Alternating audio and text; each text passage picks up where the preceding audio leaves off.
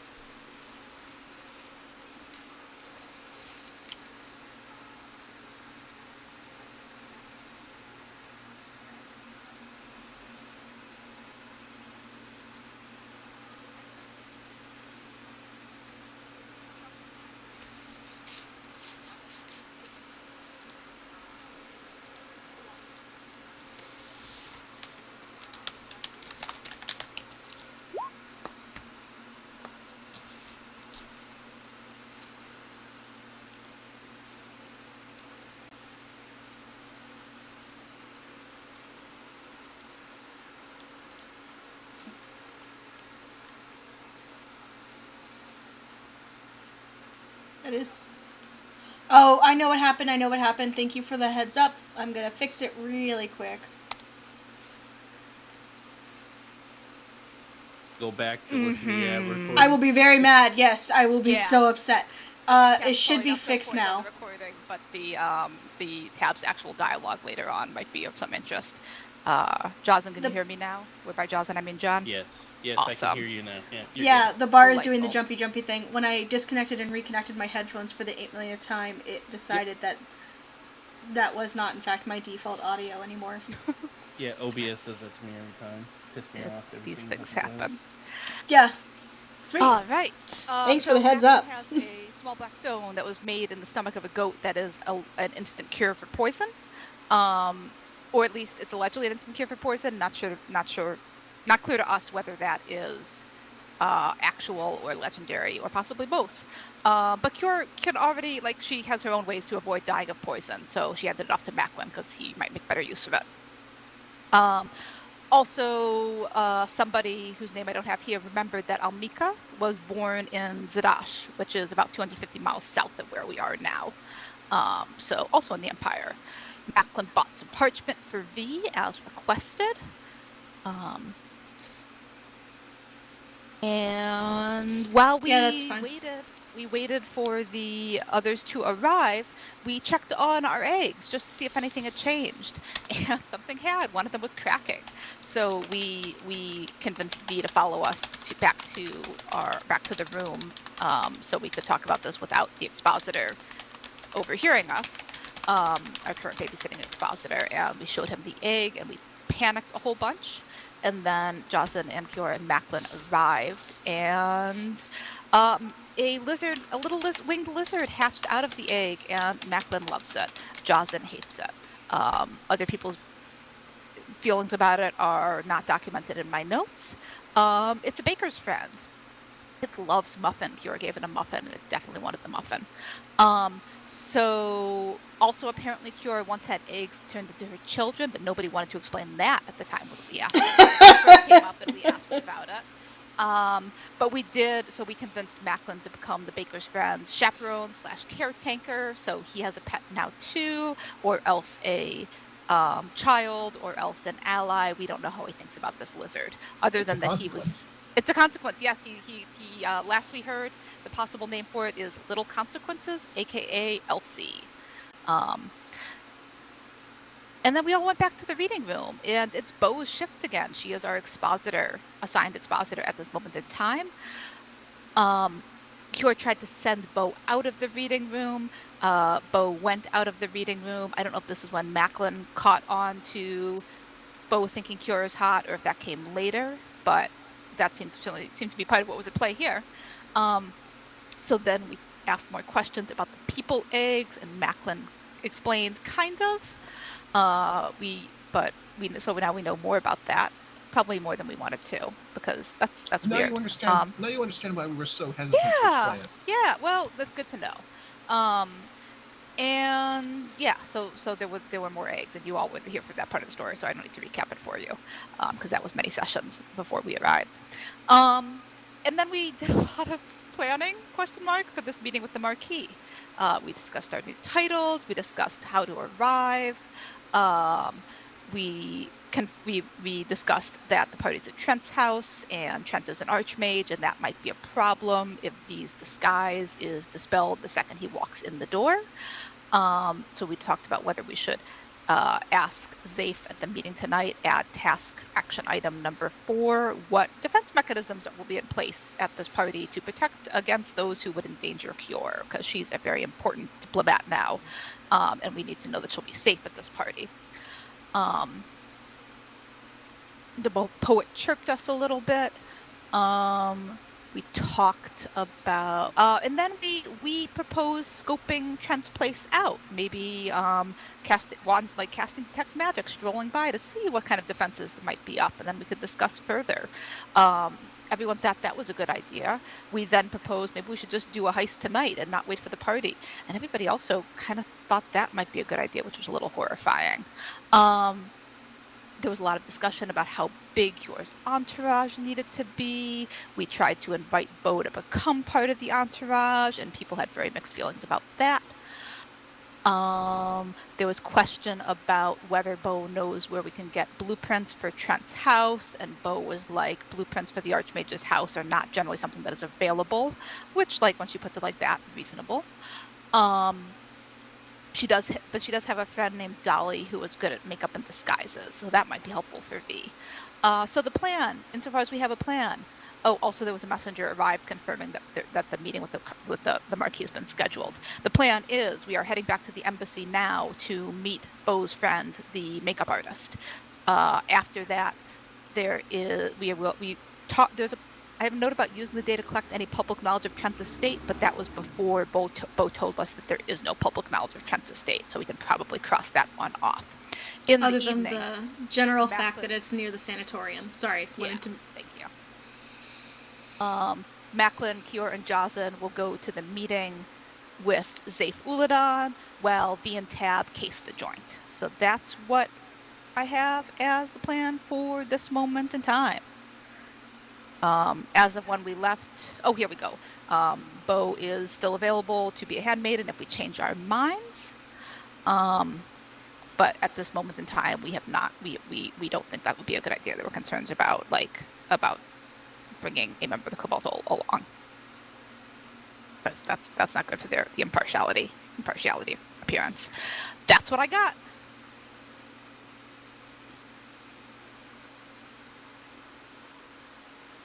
Okay.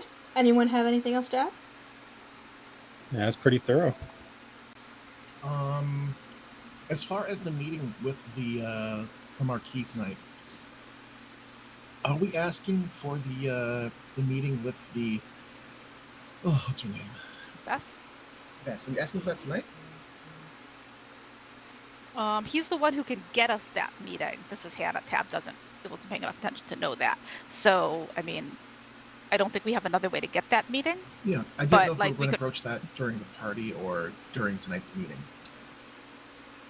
I think it'd be a good idea to put the cards on the table at this first meeting since we have his ear. Yeah. Make a list of requests.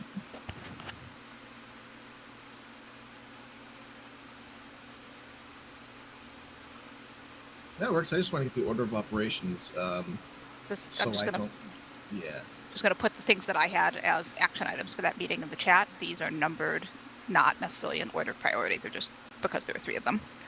No, that's great. Thank you.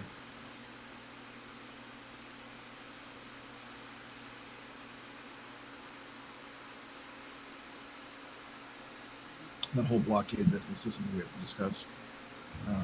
That is important.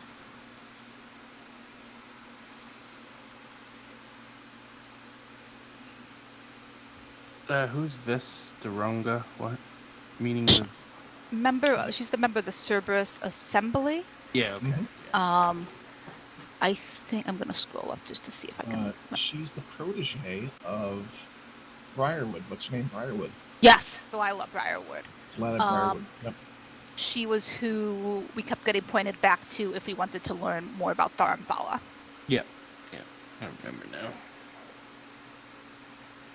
So many names. Convoluted webs we have woven. Oh, gosh. We should have all played bards. There's a bard when you need one. Back on the Emerald Plains. With Ilya, of course. Playing with a monkey. He's not a monkey. He's a Hector. That's a monkey. He's more than just a monkey. His name isn't Hector, it's Horatio. But yes. Well, that's a good name too. Whatever. You don't even know his name. At least I tried to give him a name. Yeah, that is where your bard is, actually. It's, yeah, well. Those Horatians.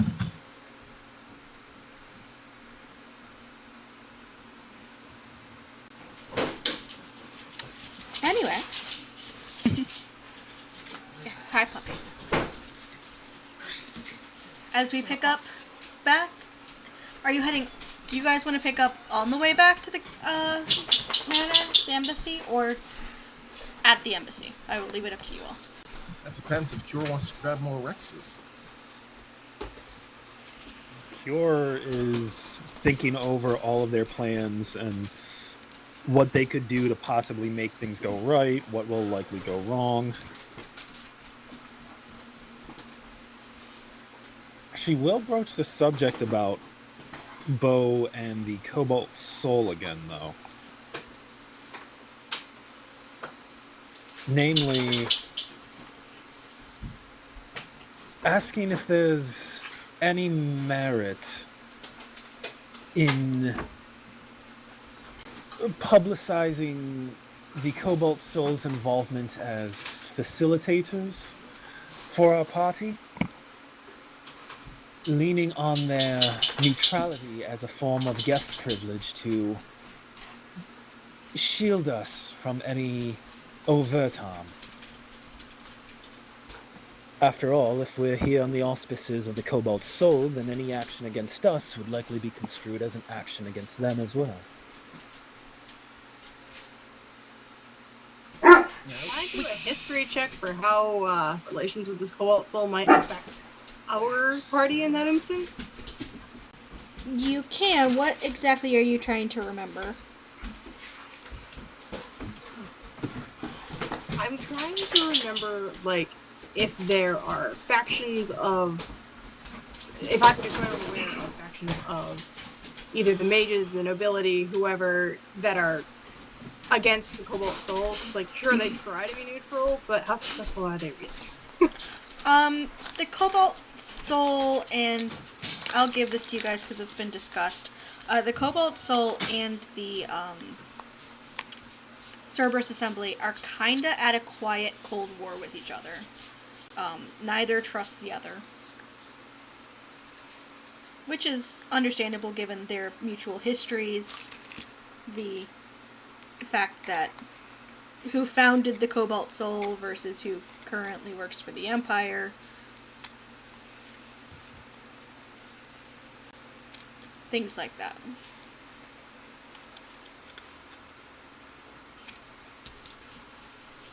Although Wouldn't if we it, do...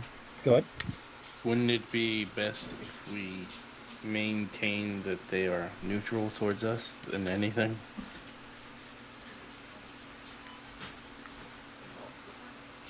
That would certainly work for their benefit. We could always say that we've secured their aid as guides and to introduce us to the situation in Rexentrum. Not for any formal alliance, but to merely welcome us on behalf of the Empire to a certain extent. Ensure that nothing is to become of us while we're here. I would think it'd be better to have them make their own announcement there than to make any... I would certainly want to bring this to their attention first before we move forward on anything, but I simply want to see if you thought there was any merit in the idea. I personally don't think it would give us any benefits. I mean, you've got your own embassy who ostensibly knows people. You've got your connection at the church who knows a different set of people. I'm not seeing where we get a benefit from saying, oh yeah, the neutral people. It's more of a diplomatic shield of sorts. Effectively, we have no real allies here in the city from a political point of view. If something were to happen to any of us, well, it's an unfortunate accident and no one can be called upon to look into things, so to speak. Not that anything would happen to us, we'd kill them if they tried anything. Aren't you our political shield? I think she's a literal shield. Also that.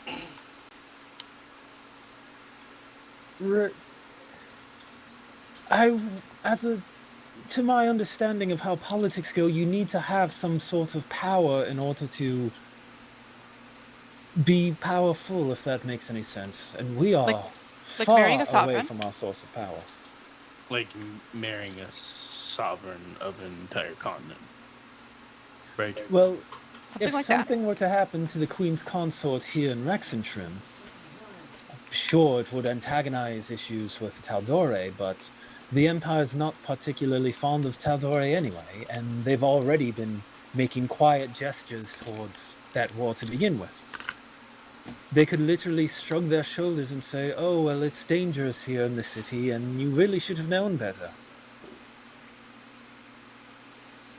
But if a faction were to speak up and say, as a neutral party, we're facilitating correspondences between foreign nations, then they would effectively have some measure of investment in our well-being, and any move against us would be construed as a move against them. You're banking on the idea that the Cerberus Assembly and the Conclave of Nectadrinus would not want to start that fight with the Cobalt Soul. If only we had a meeting with someone who might be able to tell us if that were true. So is there any merit to the idea, or am I simply overthinking things? I think you're overthinking things here. it would be a layer of protection, but it would also, it could be construed as goading, daring someone to make the first move. That would be dependent on whether or not the Cobalt Soul actually wants to sponsor us.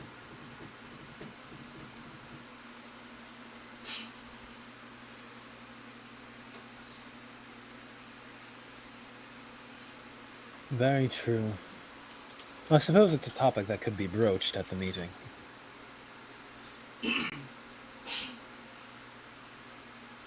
That is, the topic of where they stand in relationship with the Clovis Concord and so forth. Certainly. So your meeting is with the Marquis, Right. who's a member of the Clovis Concord, and not a member of... Exactly. Okay. I think we're asking him about the Clovis Concord standing against in Their relation to relationship with the Cobalt Soul. Okay. Like, Who knows? They I just don't, might be a minor player in the grand scheme of things. I don't think the Clovis Concord has like any skin in the game. Get between off the my fight- desk. The fight that's kind of between the Cobalt Reserve and the Cerberus Assembly. I think just by happenstance, they happen to be in the Cerberus Assembly's pocket through the Marquis. The real question That is, would make sense. Would bringing someone from the Cobalt Reserve piss off Trent? Would Trent be willing to break the Cold War by acting upon us if we bring someone from the Cobalt Reserve, the Cobalt Soul?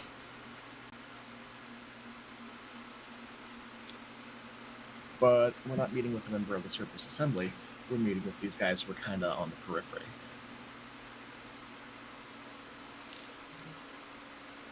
Yeah, probably best to see what their perspective is on things to figure out where everyone lies there. Well, and we just we do know that the Cerberus Assembly and the Cobalt Soul, that there's some tension there, and that the Cobalt Soul is sending us to act against at least this one member of the assembly. They're definitely acting against each other, but it does seem to be cloak and dagger stuff right now. Right. So, in Joslin's personal opinion, as I'll speak about myself in a third person, I don't think it's beneficial for us.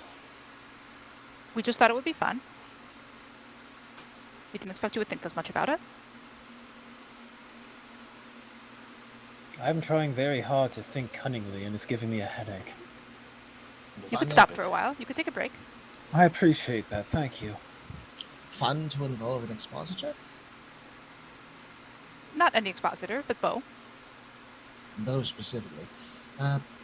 I'm curious what your method is. Our method? Well, for it to be fun, there has to be a rhyme and a reason. She just seems like trouble. We like trouble. She certainly does. That is to say, they do seem to be surprisingly neutral on all things. They have no love for the Cerberus Assembly or Trent. If they were to come of their own volition, as a personal valet, I suppose if they were to cause trouble, it would only cost the job. She could have a disguise too. She could have a disguise as well, yes. Are they at all capable? Make a kind of a jabbing and stabbing motion. We shrug. That is the question: how much do we want to involve this person? They might be a troublemaker, but Trent is an archmage.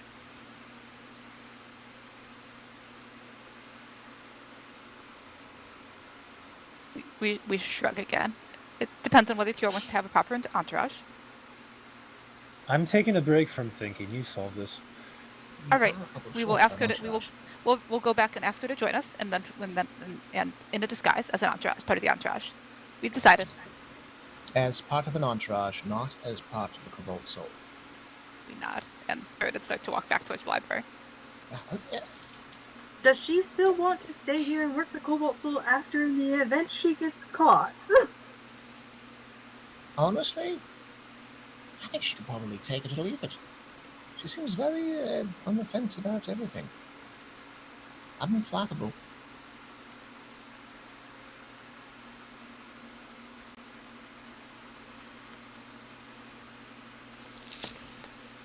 So we've left. I'm letting Tab go. I'm not stopping Tab. Delightful. My head hurts from all the skullduggery discussion. And we haven't even done anything yet. Oh, you get used to it after a while. Eventually, it's like a sixth sense. So you arrive at the embassy. You notice that there are proper-looking guards now. Oh.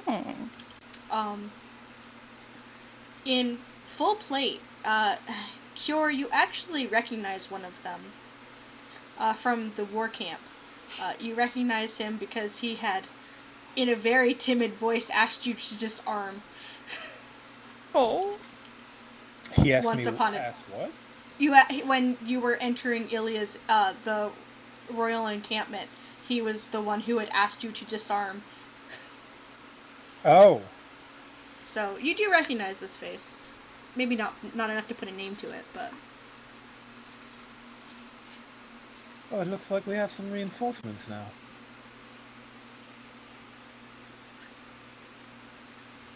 And It's both... amazing how quickly India was able to arrange such things on such short notice. Both snap to attention as you... Oh, go ahead.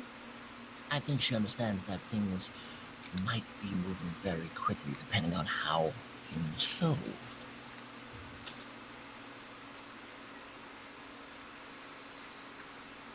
Entirely possible.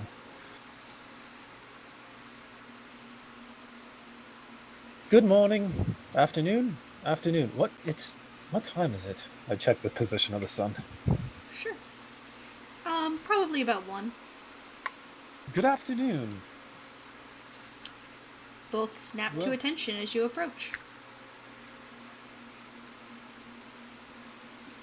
Out of curiosity, I say as I pause near them, speaking towards the one I recognize, even though I'm pretending that I don't recognize them. About how many of you are here now?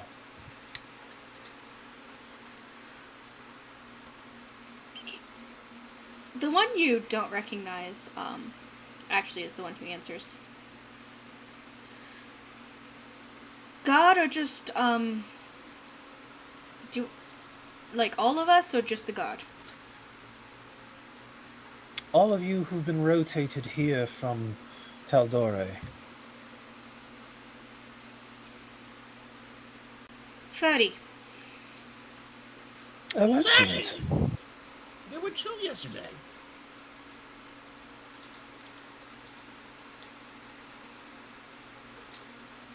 Well, a lot of us are... And he kind of lowers his voice. A lot of us are White Stone God.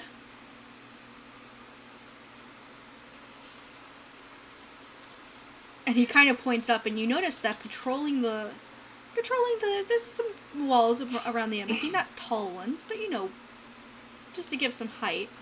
You do notice that there are two figures sporting rifles. Delightful. Hold on, you should be a Whitestone guard. Doesn't Whitestone need all the guards that they can right now? He shakes his head. No, the army's mostly taken it over. Only people left of the army. I see. Those guys need something to do then. Well, you've got your work cut out for you. Carry on. I'll put Cure if Cure has any more questions. Thank you for coming out here. It's appreciated. Of course.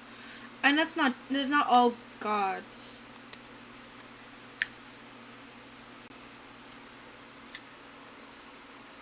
Who else is here?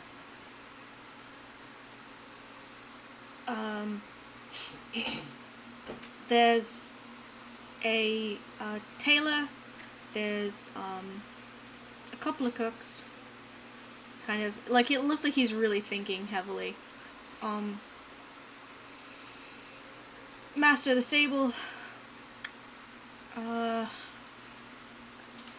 think those are the big ones. A couple of maids. I see. By chance, is Frau Coke or any of her kin here? Oh, the Zamnians? No, they mostly stayed in Whitestone. They're crazy fucks. I'm sorry, Your Grace. Oh, that's fine. You're welcome to speak candidly in my presence until further notice.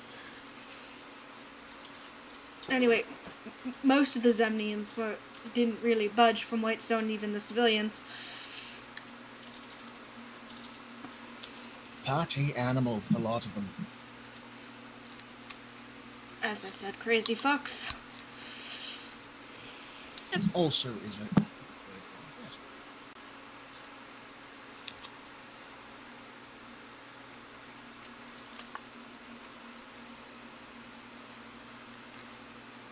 Well then, I should probably meet with the tailor for a little while and make sure that the dresses are appropriately sized and whatnot.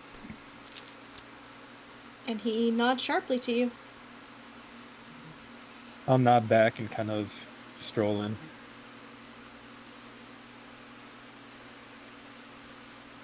We should probably send someone to discern the location of the Ikathon estate where this ball is to be held.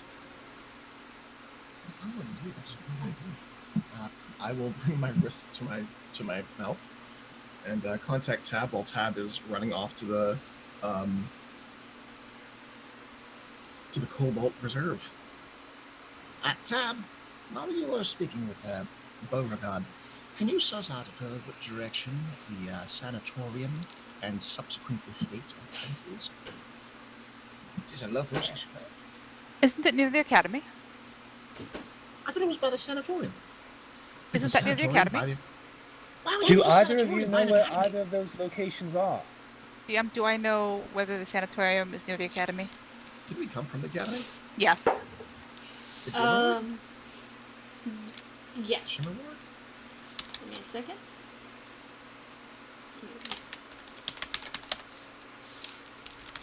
Pull up the thing.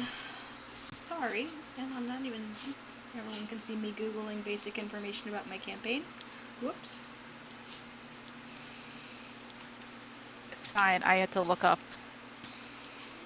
the Abolithic Sovereignty on Sunday night when a player asked who's Galore, which had never occurred to me in the campaign, in which the main MacGuffin is called the Stone of Galore.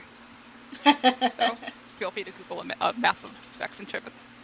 But we all get it. So the Solstice Academy is located northwest of the Shimmer Wards.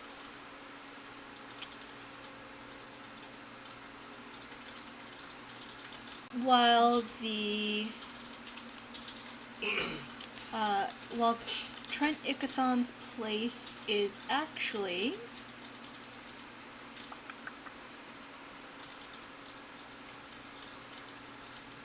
sorry. Kiora just assumes everyone's usually as lost as she is. I mean, I guess we're about to find out whether Tab's assumption is correct. Why would you put a sanatorium next to an academy?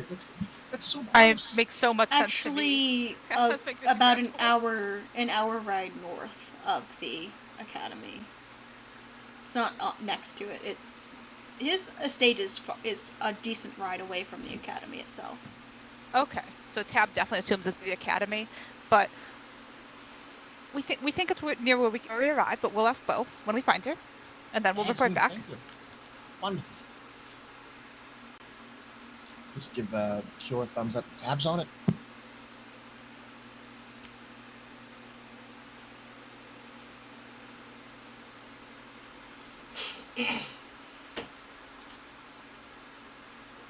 I'll look over at Josen and V.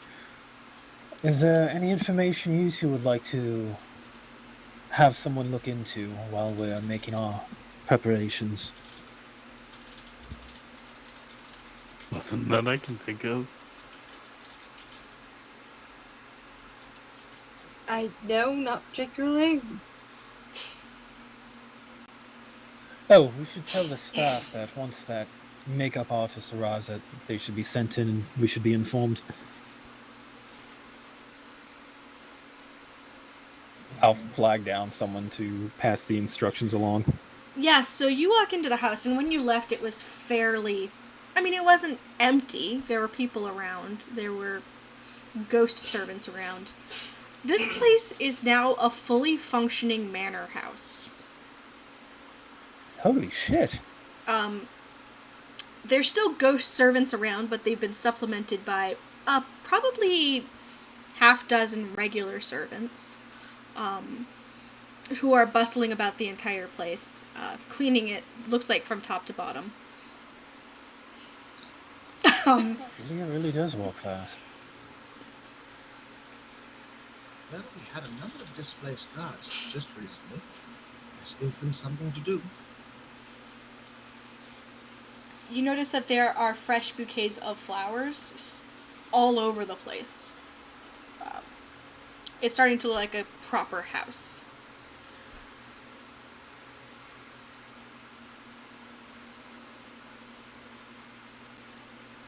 V I looks hope over at Mac- your. I guess you're ready for visitors.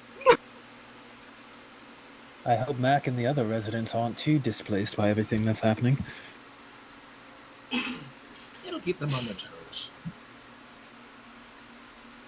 Speaking of, and I reach out mentally to Edgar to get a sense of how things went with the harness. So you reach out mentally to Edgar, and Edgar is very pleased with himself, but you are not quite sure why. Uh-oh.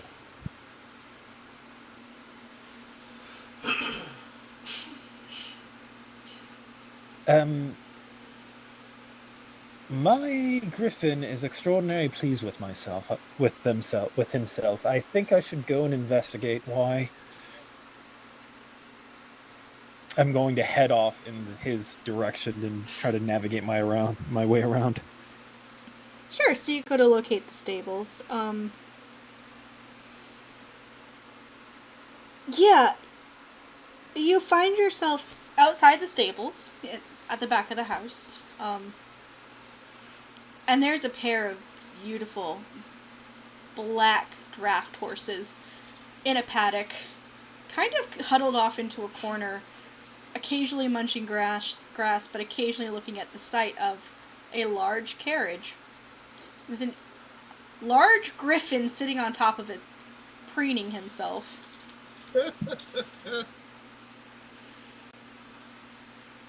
While a stable master kind of just stands there with a harness in his hands, looking up at the griffin like, how much is this job worth it to me? You don't even need an insight check to see that is the face he is currently wearing. Like, the Tal'Doreis breed loyalty, but maybe not like, I will tangle with a griffin. Oh dear. Edgar, climb down from there. Yeah, he does. You are supposed to listen to this man's instructions. There's a very important task only you can do. I apologize for the difficulties he's put you through. He's very spirited. Very good-natured, but very spirited. The stable hand kind of bows deeply and nods a little bit.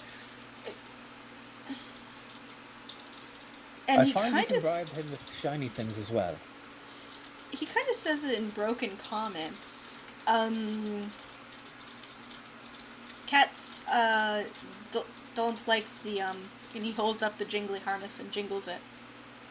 I cock my head a little bit as I look at him. Are you Zemnian by chance?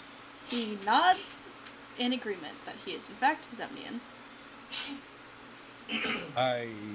My face lights up as I switch over to Zemnian. If it makes it easier for you to communicate, I do speak Zemnian flawlessly now. Oh, good. Alright, your cat especially doesn't like the harness. or being tied up, or leashes in usual. It's not my I'll first walk time. over. I had a royal woman try to hitch a pair of lions to her carriage, which I'm sure would have been very stunning, but you can imagine. I nod as I walk over to Edgar and kind of like start scratching his neck. Edgar, dear, you need to listen to this man. It's temporary. The harness is meant to make you look even more impressive than you actually are.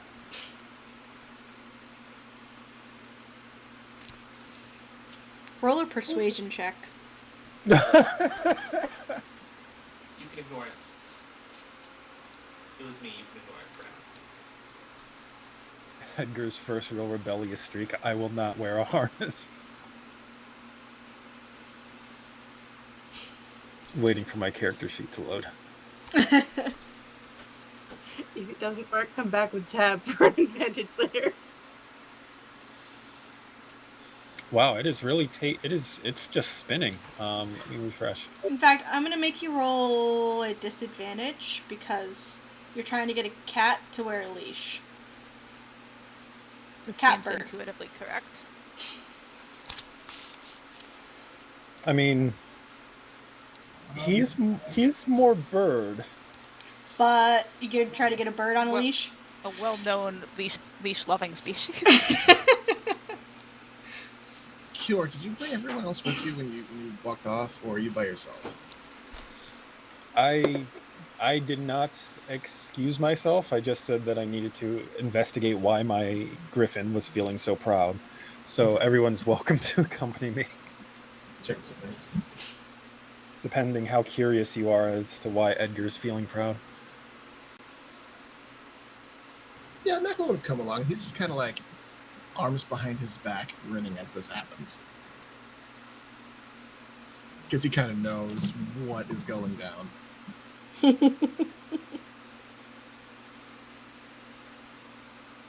My character sheet is not opening. There it goes. I have to say, that might be a problem. All right, persuasion check, you said? Yeah, with disadvantage, because this is it's a leash on a cat bird. Okay, I wonder if... Nope, I don't have time to think about it.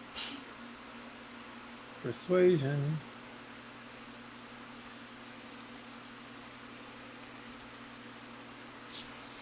$23 is my worst score. Edgar begrudgingly moves in front of the stable master and sits. Faint memories of once being a horse in his head. Oh yeah, he was a horse once upon a time, wasn't he? Yeah. He got upgraded.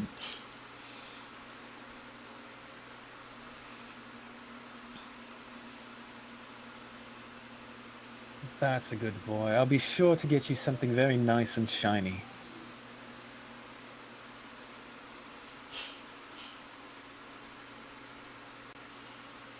B would like to be watching the stable hand throughout this whole exchange.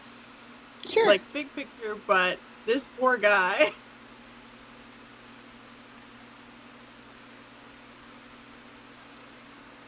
Roll perception or insight or, I don't know, animal handling, whatever you want. Just pick a skill and roll it.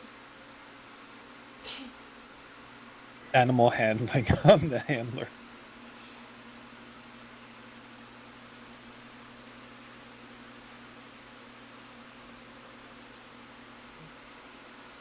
$21. 21. He looks like it's hard to flap him. It was like he was handled a puzzle that was just slightly too complicated. And so he was like frustrated, but not like I'm about to walk off this job, but like well, how am I going to get this harness on this giant cat griffin thing that will very likely eat me? Okay, I can see this.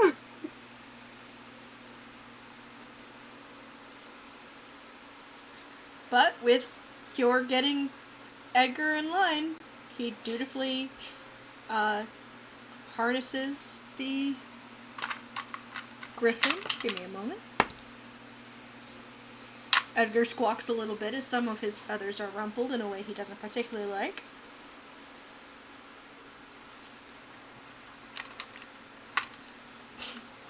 Don't But- worry. It won't be for very long. This is just the fitting. Then we've got 2 events to go to, and then we'll be back home. You'll be fine. I'll get you a nice shiny collar to make up for it.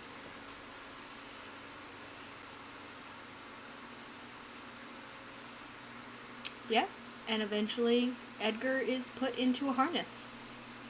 Fits well. Looks like whoever guessed the measurements may have done this before. Impressive walk.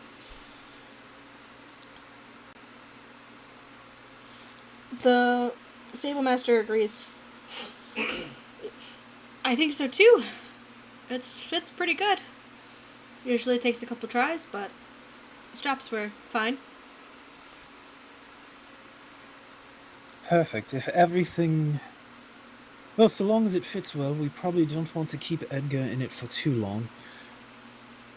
The less we antagonize him now, the easier he'll be to deal with later.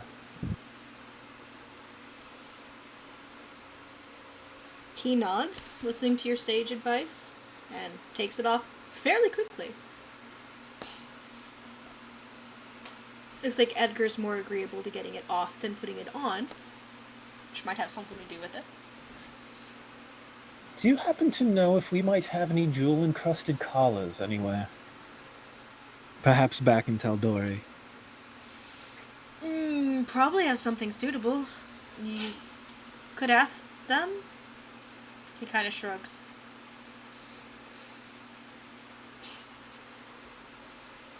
I'll have to have someone look into it. He does love shiny things, and it might put him in a more agreeable mood. I make sure that Edgar knows exactly how pleased I am with him.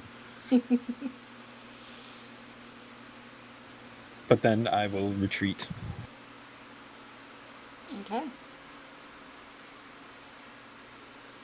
Well, that went better than expected.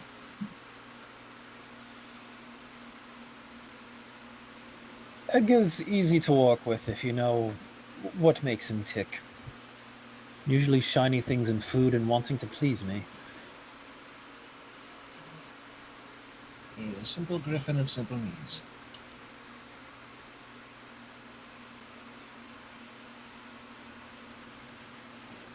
What? If only we were all capable of living such lives.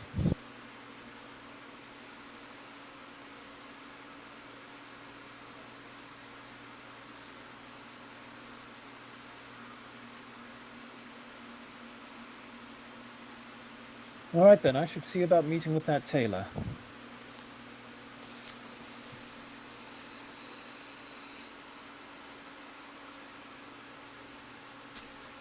Okay. You meet with the tailor. You have some final fittings, but more or less the dress, the gown and pants fit you perfectly, both sets.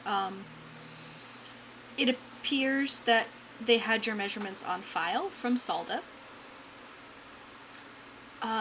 In fact, roll me a general charisma check. Okay.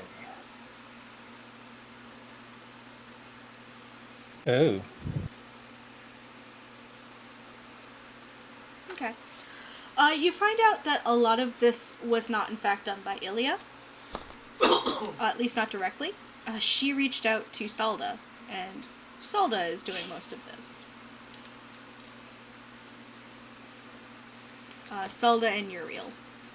I am both surprised and not surprised all at the same time.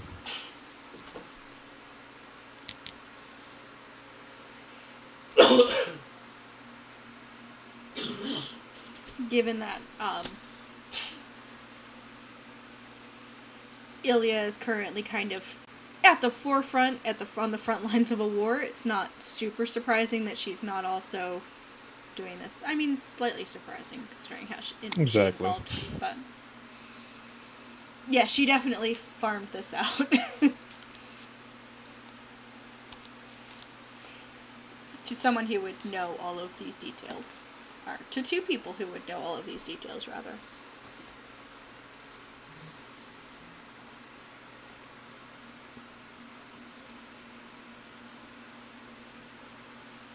Makes complete sense to me.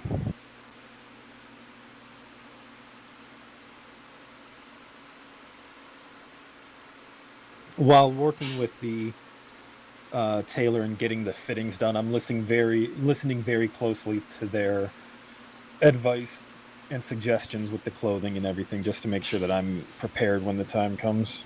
Mm-hmm. You don't get a lot of information. It seems like they're generally quiet with that 9 charisma roll. You don't get a lot of like juicy gossip. Just information about, oh, well. That's fair. Empress Salda said this, Milady Salda said that. It seems like they mostly just assume that someone is going to be dressing you, and that you don't need to know how clothes work. If they only knew.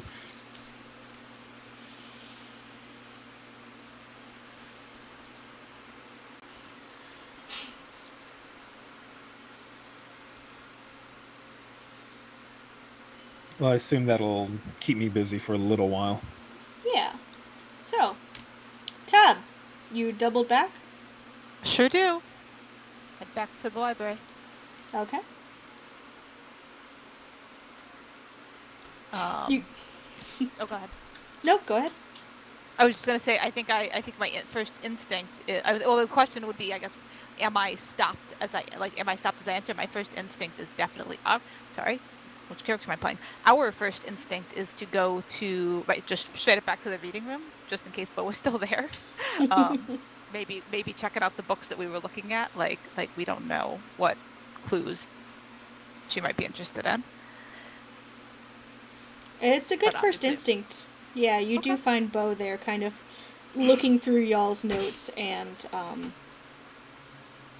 can we, does she notice us? Can we, we're not stealthing up to the room because we were told not to wander. And we're thinking stealth might look like wandering, but definitely like if we clock that she's in there before she clocks that we have returned, we would definitely like try to like press herself up against the wall outside the door frame and just like at an angle. Oh yeah, she notices you before you enter. Then we don't do any of those She's shenanigans. very perceptive. We came back for you. What are you looking for? Did you find anything interesting? She shakes her head, just looking, crosses her arms. Are you sure you don't know what that one is? And we'll point at the gibberish book. She shakes her head. No, that's why I gave it to your friend. They insisted that they'd be able to read it. They were wrong, we suppose. So far. I suppose. But they put us in charge of deciding if you came with us, and we decided you should, if you're willing to wear a disguise. Yeah, I can wear a disguise. All right, come along. All right. And we'll turn and start heading back out to the embassy. Yeah, she just follows you. And we'll save. So we'll wait until we get back outside. Do you know where Trent's house is? Yeah, like an hour north of the city. Do you know exactly where, or will we need a map? It's pretty obvious. It's near the sanatorium. So if you're with us, you can provide directions. Yeah? Are we walking? We heard there was something about a carriage. Also, we don't know if we're going. No, we're going. We are going. But wait, we're not going to Trent's house tonight. We'll figure it out. Okay. Okay. And we'll keep walking for a little bit. Yeah. At some point, closer to the embassy, she actually ducks into an alley. She like pulls her hair down and like flips her inquisitor robe like inside out, so it's got like the lining is black, so it's actually black on the outside and only blue on the inside. It seems like she's trying to disguise herself a little bit as she approaches. I was just gonna say, can we tell how much of this is a disguise and how much of this is trying to look pretty for Cure? if any? Yeah, this looks like mostly she's trying to disguise. Then we will wait patiently without mockery. I mean, we're not really given to mockery as such, but certainly we are sometimes given to saying things in sincerity, the people that are interpreted as mockery. Wow. I love it so much. So we'll just wait. And then as she's finishing up, it will probably occur to us. We didn't need a disguise right now. We meant when you came with us. But if you want one right now, that's also fine. You know the embassy is probably being watched, right? We don't really think about it much. If we don't want to be seen, we don't seen. All right. But the others will probably want to know. I mean, it's an embassy. We shrug.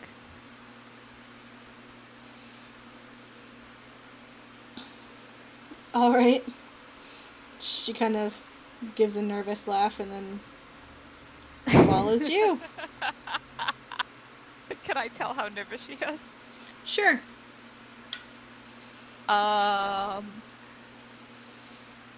25?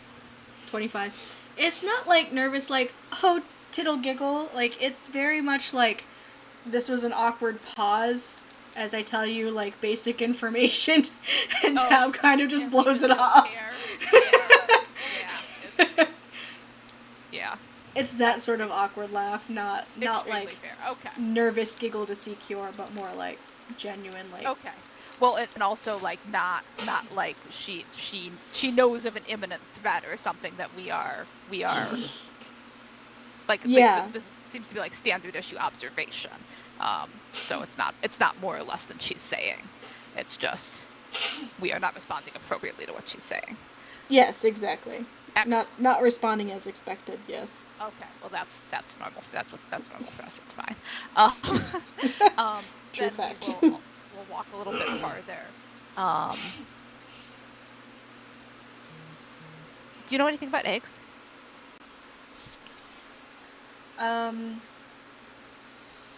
Mystery ones? I was about to say I can cook a few, but maybe not mystery eggs. Should we cook those eggs? No, thank you. We don't need them cooked. And then we'll just continue on our way with our newfound friend? Question mark.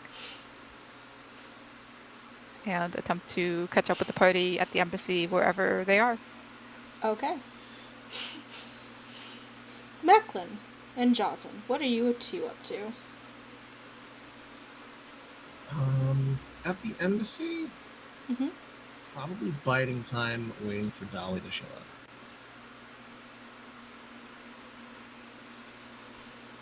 I'm probably just hanging around with Macklin, doing the old man following thing. Yeah, a lot of what happens next is depending on what happens at this meeting. That's kind of what I'm waiting for. I'm just sitting around waiting for the meeting at this point. Okay. Plotting my moves. Macklin, roll me Yeah. roll me something. Roll me a check. Roll me a check. A check. Right. Just to represent what you learn, what you're doing, what you're finding out as you ramble about the house. Oh, sure. Like, there's a shitload of people here, so, Because I assume Macklin's kind of doing some wheeling, some dealing, some chatting, some checking in, some light prodding here and there. And Macklin speaks passable Zemnian, and... Passable Zemnian. So, probably a perception check, like, go around and chat with people, but also be actively eavesdropping while talking to different people. Yeah. Like shooting the breeze with one person, but my ears I believe you're posing as Cure's secretary, so, like, you can do things within the role of secretary, head secretary to... Oh, okay. Yeah, secretary. Get on that. Personal scribe. Well, secretary is really important for political stuff. Like, especially in this context. This, Secretary's important anyways. yeah, but like you would be the one like deciding what gets put to Cure's attention if you guys weren't an adventuring party kind of play acting at this.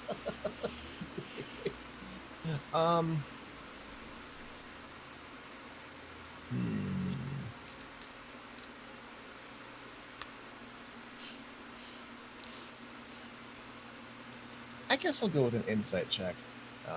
Get a feel for these people who just got brought in. See if any of them are, putting on false airs for whatever reason. Mm-hmm. It's an 18 on die for a total of 8 million. No, it's 30 something. Close enough. 34.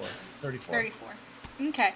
So, alright. So, what you kind of figure out about the household is I feel like Macklin would be wandering around kind of getting the lay of the land and figuring out what home base looks like, right? Yeah, more or less. See if these guys are actually prepared for an eventual boot to drop.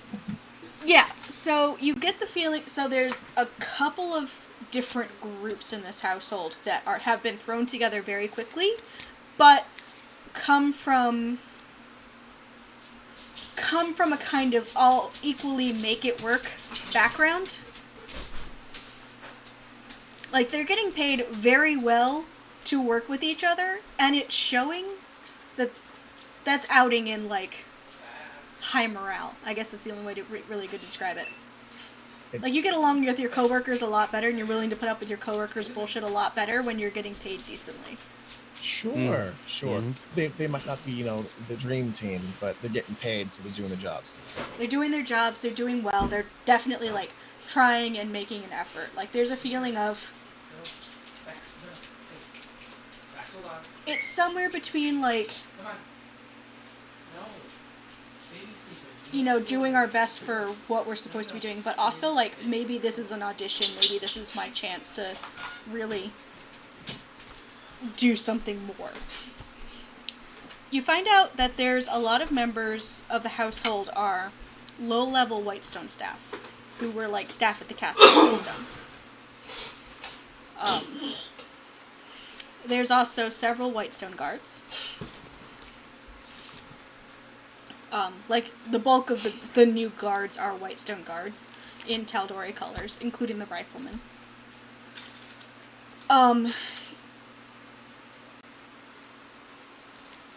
Yeah, V's, you got it. There's quite a few, like, Zemnians who were pulled, but they appear to be from, sorry, not Zemnians, locals, but they seem to be pulled from, like, known entities. Like, reached out to households that are familiar with the Rexentrum family and got those people to come work for them. Informants, things like that.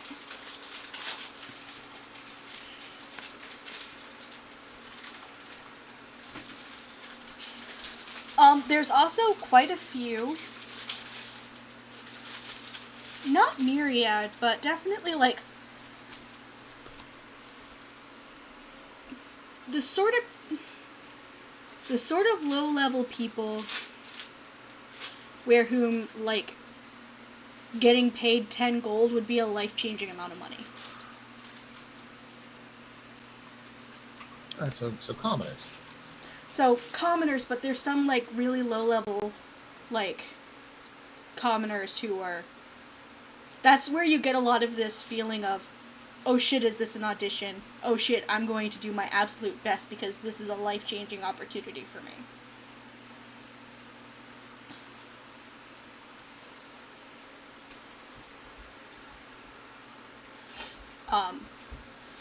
Like, the fishmonger's daughter, who is now, training with one of the Whitestone maids to how to properly make and clean a bedroom for a noble lady.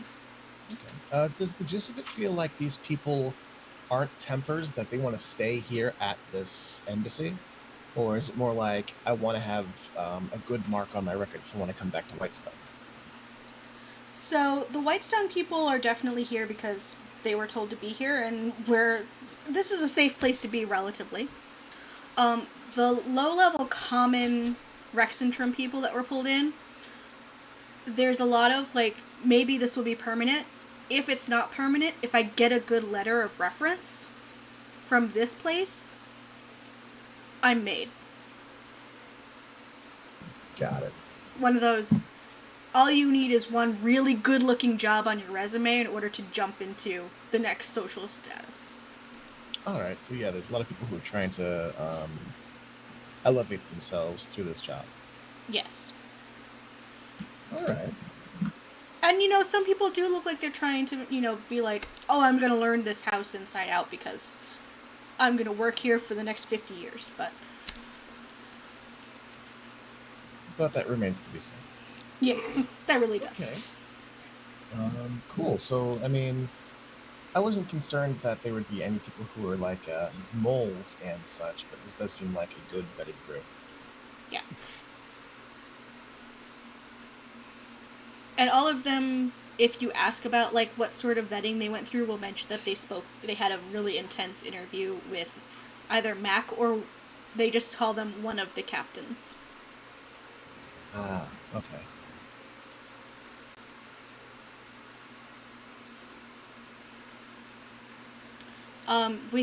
What's your passive perception? 87? 26. Yeah. You do see flickering about here and there in the shadows. Not hiding, they're not assassins, they're not like sneaking up on you, but blending in a few silent blades. A few people with a few too many earrings. A grizzled sous chef wearing an eye patch. I can only believe them to be reverie because they are wearing eye patches and have earrings, and certainly they must be privateers. There can be no other descriptor for these swashbuckling tomfoolery. Sorry, you cut out there, and all I got was swashbuckling tomfoolery. That's the gist of all you need. Okay. I can only assume that these are privateers because of the description. Because who else has earrings and eye patches, honestly? I mean, really.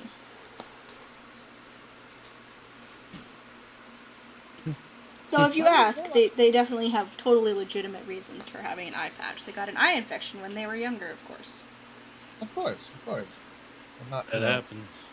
Not so you can flip the eye patch around so you can enter someone's hold with impunity. We don't talk about that. You don't talk about what? Is that a euphemism? It is now. It wasn't, but now it is. My work here is done. We're euphemizing here.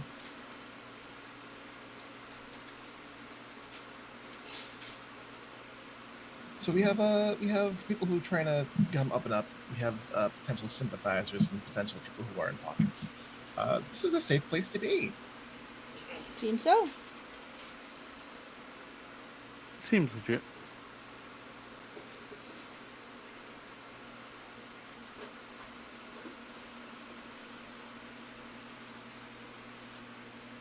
So a lot of this time spent while Cure gets herself measured and cut and talks. Mackin's gonna be going around just chatting with people, looking about, and just taking in things, taking in this information.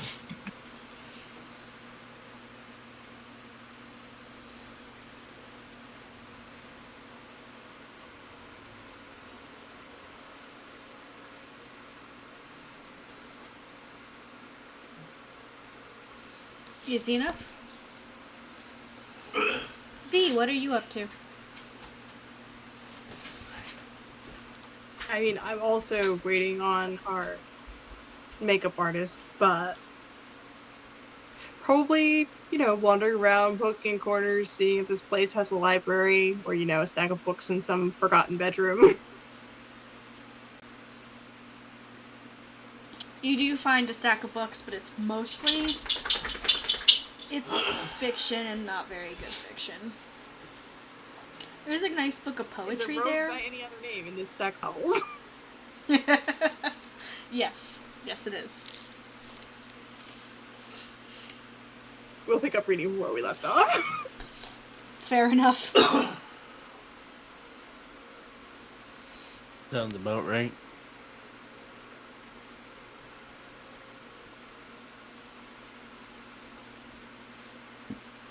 Okay. A few hours pass. Not even a few hours. Tab, you'd probably be making your way back about an hour later. Sure, we'll walk into the embassy and basically go looking for whoever we find first. We are unfussed by additional guards or privateers or anything. So that none of that would slow us down unless someone actively tried to slow us down. It appears your description was given to someone as you enter and are unbothered. Delightful. Who do we find first on our aimless wandering? Everyone roll me a d6, except for you, Tab. Okay. Like D6. I got a 6.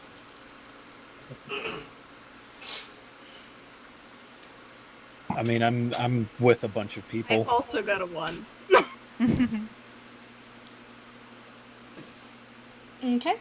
So you find Jazin first, grumbling to himself. Are you awake? Sounds right. Yes. We found Bo. Should we call you something else? Should we ask Bo, remembering that she's not with us guys? Bo shakes her head. We found Bo. Should we tell you what we've learned, or should we not bother you with it? I mean, if you want to tell me what you learned, I would be willing to listen.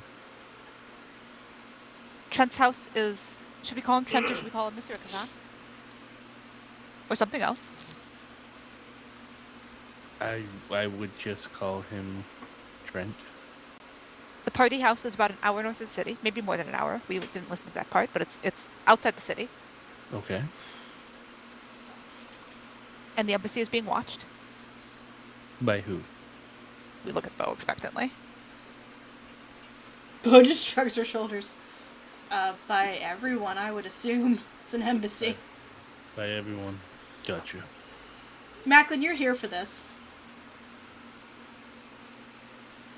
It would make sense as an embassy. That's what we thought. It would make sense, being an embassy. That's all. We'll sit down on the floor near them and check the eggs. Alrighty. Macklin, you did hear what Tab learned, correct? About being watched, or Everything. Did you hear everything? About the party is an hour north. An hour's ride north. hours ride north? Yes. Yeah. So that's what you'd asked. We were wrong about it being near the academy. Ah, well, that's good. Well, not that you were wrong, but it is good they're not keeping a sanatorium next to an academy. That would just be strange. It might be efficient. Be that as it may. That would be efficient.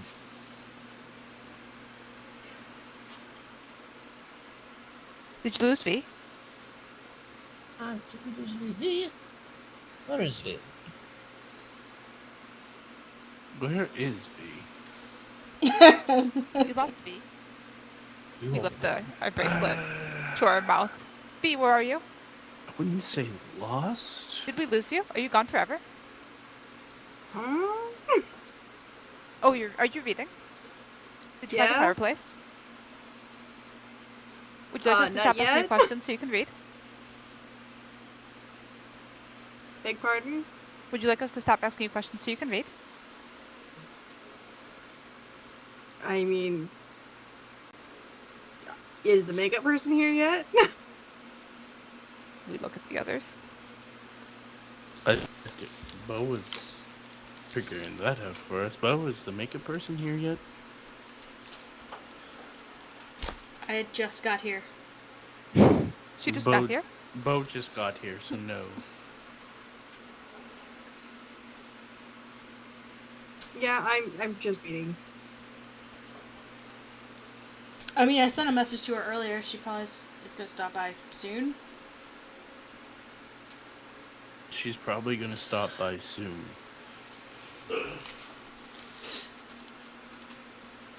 Okay. Any change to the eggs? Roll a perception check. We're gonna ask for a little help to make us extra good at spotting egg cracks. Whew. That's not amazing. 16. No change.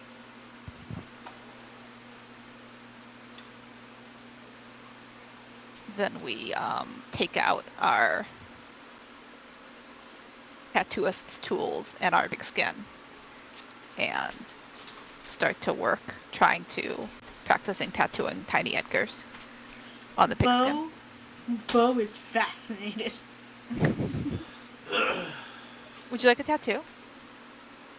Yeah. Right now? She shrugs. Hold out a body part. Bet you don't get that one every day. She kind of thinks for a moment. Goes and starts untying her boots.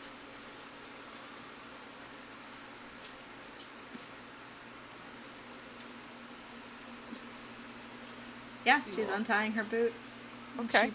She rolls up her pant leg and offers you a right calf. We would like So, to... You've done this before, yeah? Maybe we should go to a room. Like, it's kind of in the middle of the hallway. If you want. We don't mind. We've done it before, yes? Yeah, so what are you going to give me a tattoo of? We don't know what it's called. Hold on. And we will find a scrap of paper and sketch the Captain Tusktooth symbol.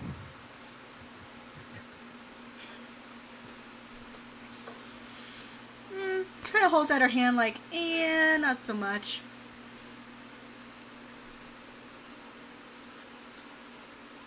Well, what do you want? Can you do like a snake crawling up my leg? That would take longer, but Winding yes. around my leg? We really could.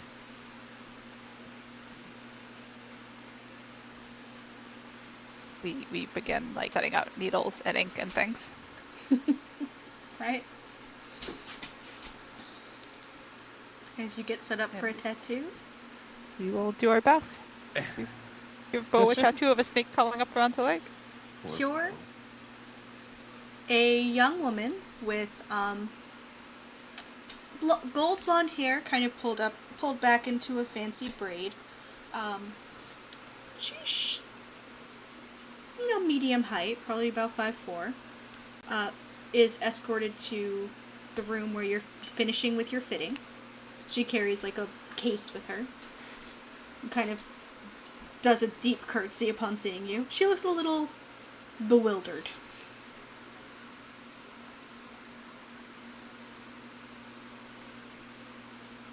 Good afternoon. Are you fresh from the portal as well? Portal? No. My friend Bo said you needed makeup? She was a bit light on the details. Oh, that would be my friend V. I'll tap my bracelet. V, the makeup specialist, is here. Where is here exactly? Where are you exactly? And I'll send her to you. Third back bedroom for the end on the third floor? I repeat that. So there's an individual of my party who would be interested in attending a event with us, but they require some extensive makeup work. You'll see what I mean once you meet them. Alright, sure enough. Your Grace, and she kind of gives another deep bow before backing out of the room.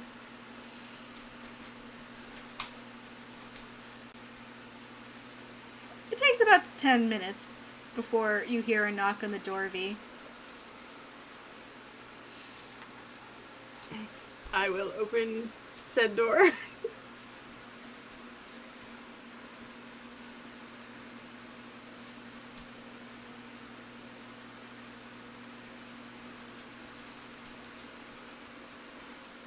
So you hear a knock on the door, V.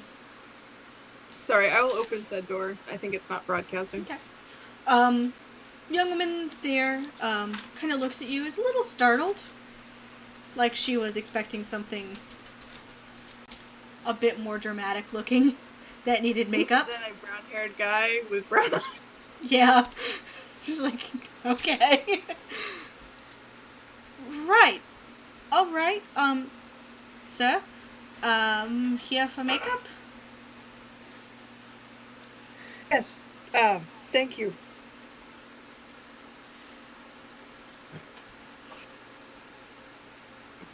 So I'm going to kind of just, like, explain what I'm looking for. It's like, I'm not looking to be particularly stand out. I've just been told that I need to have makeup, and my natural skin color doesn't blend in around here. Do you still have your disguise on? Yeah, she looks a little confused. My skin is not actually this color. Alright. I've seen all types before. And she kind of starts opening up her kit. Motions for you to drop the disguise.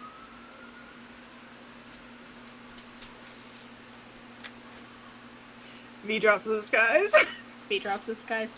She takes one look at you and go, "Oh, holy shit, you're a drow!" And sits down.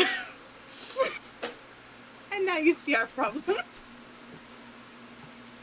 You're a drow! Yes, I'm a librarian. Cure, question, were you wearing your disguise? Inside of the embassy, when she I met would you. say no.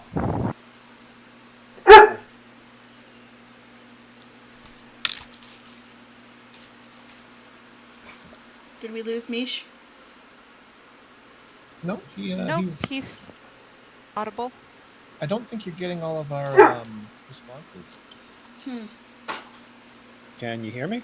Yeah, I can hear you now. Stop. Weird. Yeah, I said that inside the embassy, I would not be wearing my disguise. Okay. So she looks at V. She's a little horrified. She's like, I was expecting someone, I don't know, blue. Like your queen is apparently blue. But this is, you're a drow. All right, no reason to overreact. I was Are going you to say, with- is she saying this loud enough that we can hear her, or is this... It's kind of loud. Depends where you guys are. You guys, if you want to be close, you can definitely be close. How's Bo reacting to this?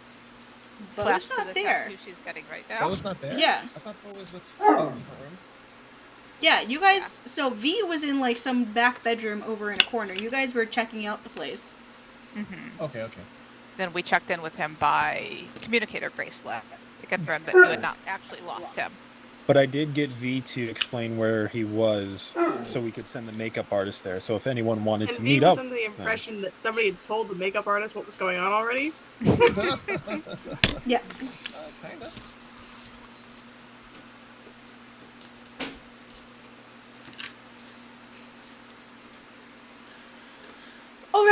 Alright, I can be a professional. I'm sorry. No. I've never seen a drow before, and I've heard things, but you're a librarian. It's fine. One of my best friends is a librarian. Oh no. And she opens up her makeup case and just starts pulling out different pots of different colors. She's a little shaken, but she's rallying. V appreciates this greatly.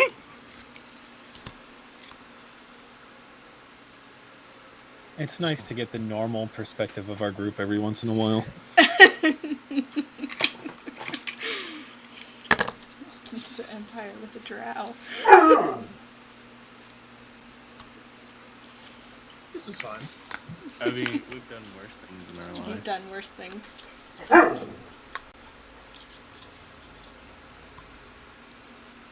mean, as far as this goes, you've done worse things this week. Yeah. Oh. Yeah. Don't tell her that; she'll be terrified. Don't do it.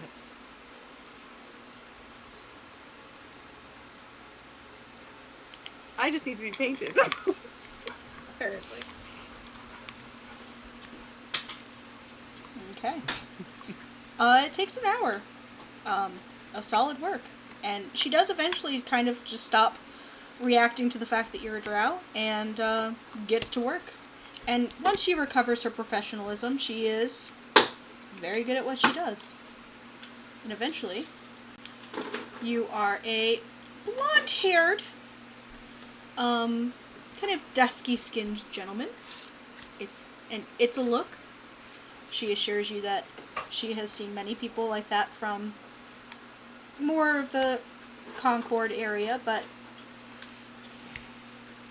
close enough. She kind of shrugs her shoulders.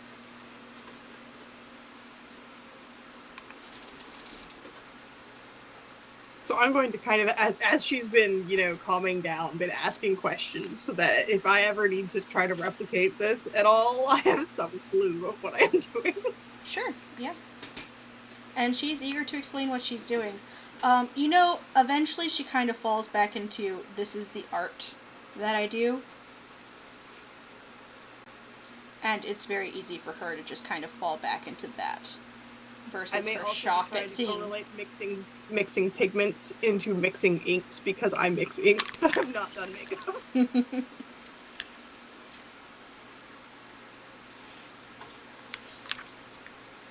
But yes, I'm going to say that you now have a proficiency in disguise kit, but only for disguising yourself.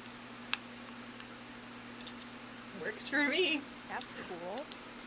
As she does, after several hours, kind of start walking you through her choices.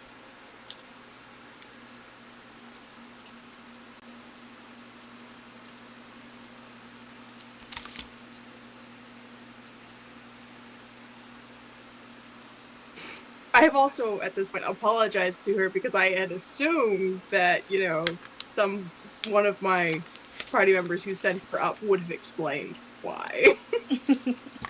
Yeah, No. and she I just mean to, scare years off her life or anything. And she does apologize for her reaction in kind, saying she's never really seen a drow before, she's only heard stories.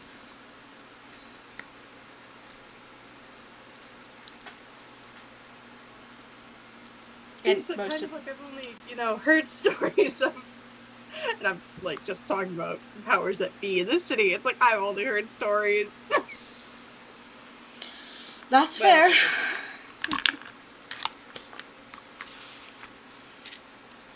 Yeah, you guys spend after initial shock, a pleasant afternoon getting your makeup done. Tab, roll me 3 dexterity checks. Just straight up dex checks? With your or- proficiency bonus. Okay. Because I was gonna say, can we add our past life knowledge d6 to any of these, or? Yeah, if you want. Okay, cool. I think, let me just double check. I think we have to do that. When you make an ability check that uses a skill, you can roll d6 and add that number to the check. I assume I have to do that at the time that I roll.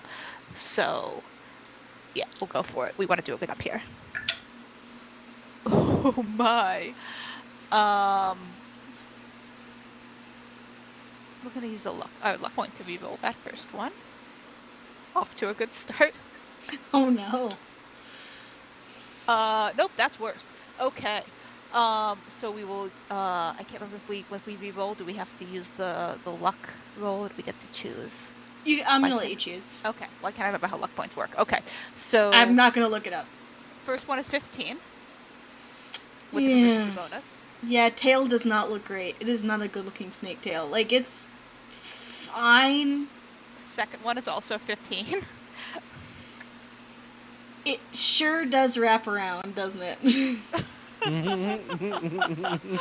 Third one is 16. All right, it's got a head.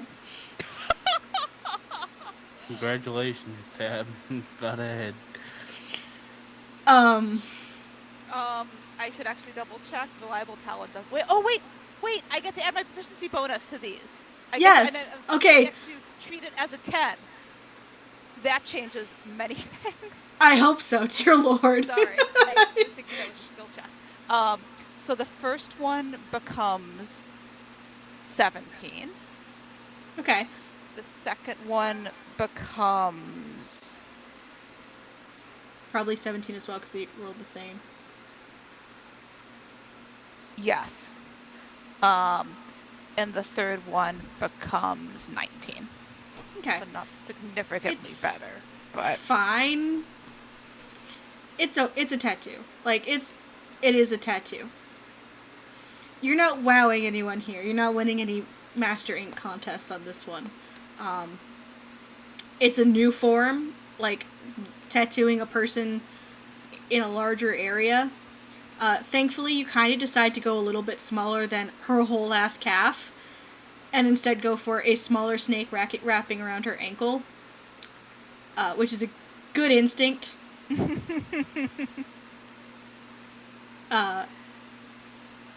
It exists. how disappointed is she? She looks.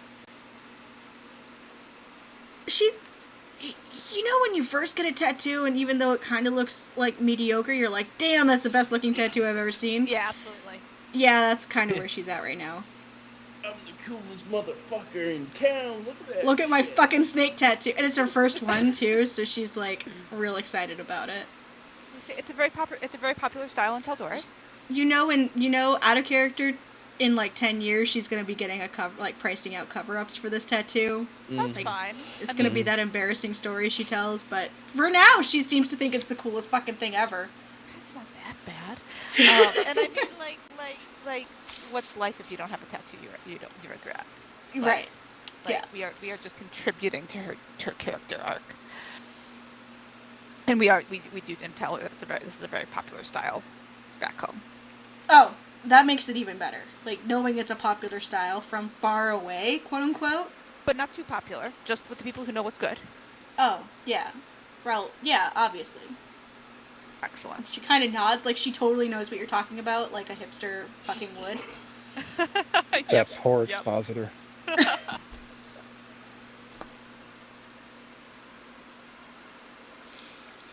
So. I'm just noting that Macklin says nothing.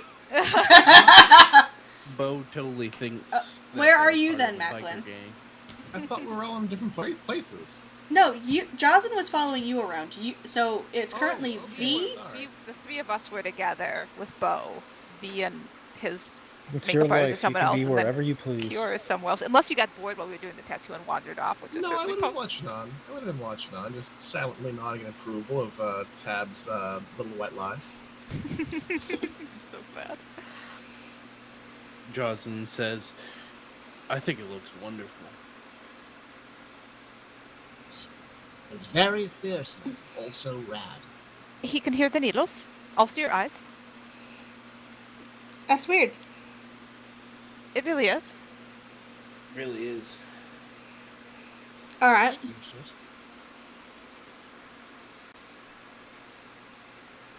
it. We will look over our shoulder at once we're done tattooing, not while we're tattooing. Even Tab isn't that distractible. But once we've convinced Bo that it's super cool. Macklin, did you hear that the Trent's house is an hour north? Yes, you had mentioned that upon entering.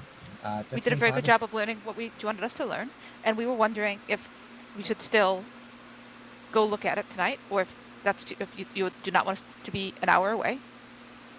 Being an hour away is substantial. Is it an hour's walk or an hour's ride? It depends on how fast you walk and ride. Is it still within the city bounds, or is it out?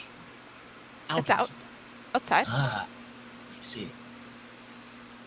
That changes things quite a bit. I don't know if you would be comfortable being that far away from everyone. If anything should happen, it would be a long time for us to get to. You mean it would be a long time for us to get to you? If anything happens? It's a long way to run, Tab. I look toward Jocelyn. Jocelyn, your magic allows you to teleport to a place. Can you teleport to a person? It doesn't work that way. I didn't think it Right. If one was to say half-hour distance out of town, could you then visualize and teleport there, or must you know the place? I have to be extremely familiar with the place. Or, God, I mean, I could just be familiar with the place and, there's a 50% chance that we don't make it there. so there's a possibility of recovering from a catastrophic failure, and Yeah. I'll look toward Tab and lift my hands. And Sikarasun said you were the person who goes to places without a plan to do the thing, and there's not really a good answer for We what nod. should happen. This seems like your wheelhouse. If you are confident that you can get there, get a good look, find out what you need, and get back without coming to harm, by all means, I will trust you to do so. We do have a potential means to get back to you, but it's not guaranteed. How confident are you?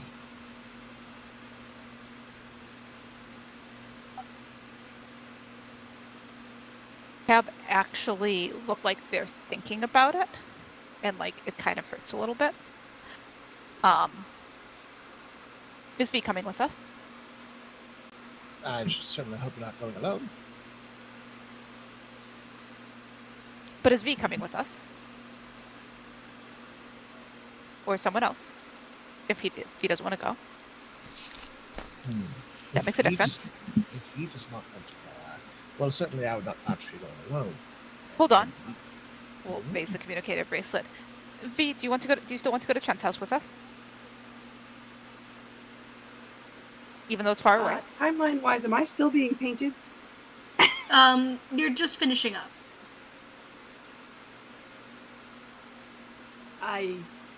Where? How far? What time is it?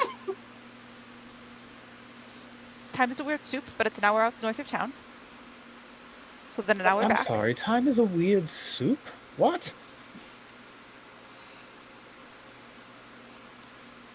It's a saying.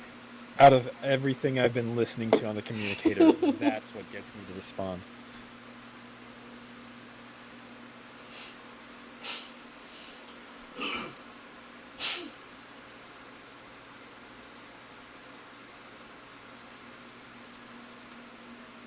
Am I not hearing people again? I think we all went silent there for a minute. Yeah, I was waiting About for how we were going to respond.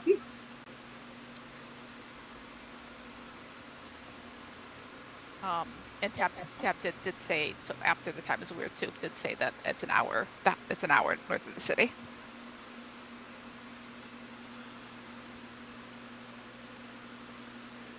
V is like looking out the window, trying to judge how close it is to dark. It does not appear to be dark. It's probably 3, 4, 5, 4-ish.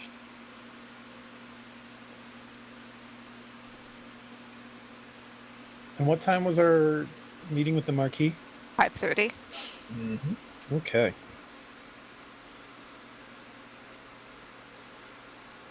Choose your mission. I mean, if we You can... hear a voice in your ear, the deadpan, tired voice of Ghost.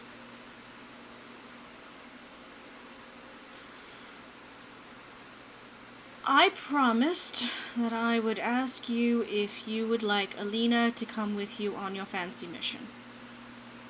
She would like me to let you know that she is very good at sneaking around, and that she can dance, and that she knows, yes, I understand, several languages.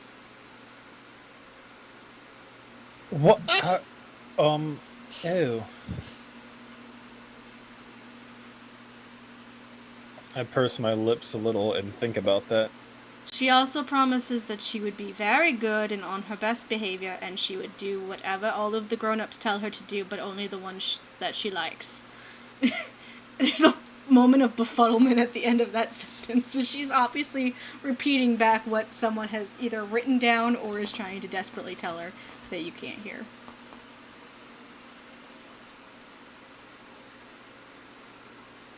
Oh.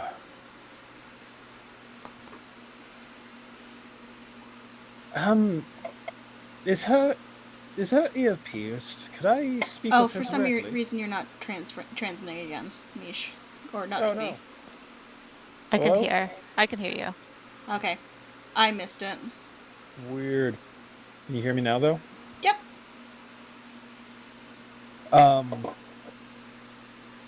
Is her ear pierced by any chance? Would I be able to speak with her directly? I can give her my earring. There's a moment. Before you hear. Hello. Hello, my dear. Hi, Mommy. I hear you are asking if you could attend this gathering with me. Ghost said it was very boring, but it actually sounds really fun and interesting.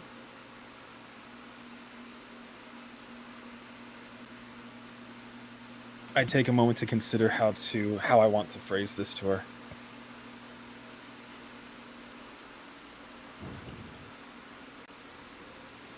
I would very dearly like to attend an event such as this with you. However, I do not think this is the right one. But I say that, knowing full well that I believe everything you've told me. I trust in your skills, and I know what you can do when you put your mind to it. This particular event is not exactly a social one, and my involvement in it is very last minute. I don't want to put you to any unnecessary risk, and there's a lot of people here who are not fond of our family.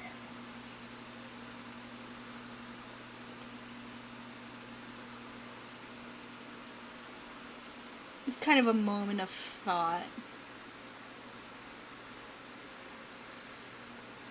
Okay, if you say so. I just thought you might like help. I learned how to do all of those sorts of things when I lived at in the other house in the Feywild.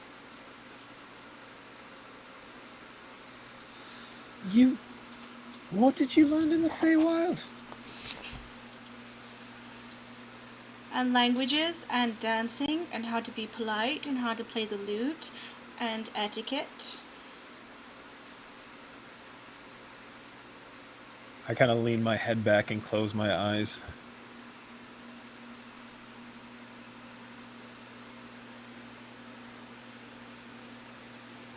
And there's very much a part of me that's thinking she would be an adorable little distraction. But at the same time, this is at an archmage's house next to a sanitarium. I don't know if I want her to be distracting those kinds of people.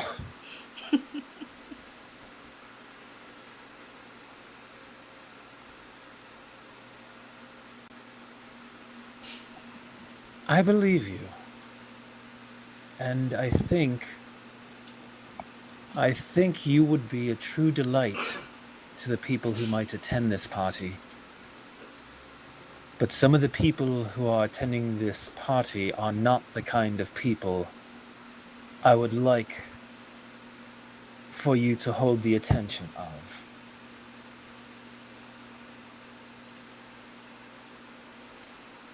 I don't know very much about the situation here, but I know some of the individuals. I don't trust them. You probably shouldn't. They did mean things to Grandma Salda's family. What do you know of that? That they took the castle and did mean things to them? All right, that's an appropriate reason. Yes, that's some of them. There are others who are learned in all the wrong ways. Okay, well, Ghost said I was allowed to ask and that I had to accept whatever answer I was given. So, That's okay. That is remarkably mature of you.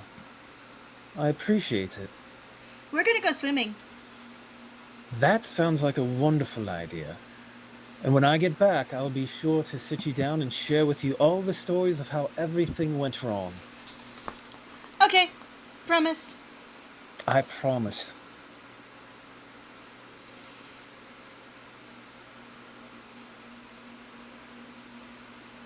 And then wait for Ghost to acknowledge she's back on the line. Yeah, it takes a second. Well, that went well. It did. Does she look like she's taking it well, or was she just saying that she accepts it and is really disappointed? It's hard to tell over these things. I tried to temper her expectations, but she insisted that she at least be allowed to ask, so. I Alright, please do express- remember that age. I had a Please express to her that I am grateful that she asked, and that I don't want her to ever feel like she can't ask me such things. I will. Thank you very much. Of course. It's nice to take care of children again. I hope to embrace that lifestyle very soon. I can see you're transmitting, but for some reason it's not playing again. God damn it, No. TeamSpeak. Testing. Nope. Testing. I can hear you. Nope. I It's can hear you. And there, now it's working again. That is so weird. Yeah, I've never seen TeamSpeak do that before. That's fucked up. Between God. TeamSpeak fucking up and Discord fucking up, I really need this to not. The Discord bug is spreading.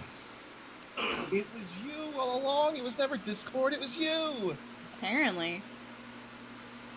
Although I'm thinking the Discord issue might be a push-to-talk issue. Which, who knows, might be an issue here. Possible.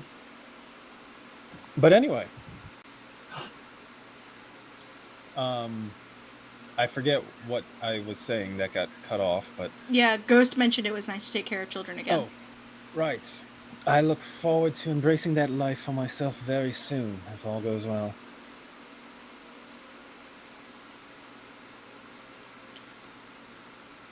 Retirement is underrated.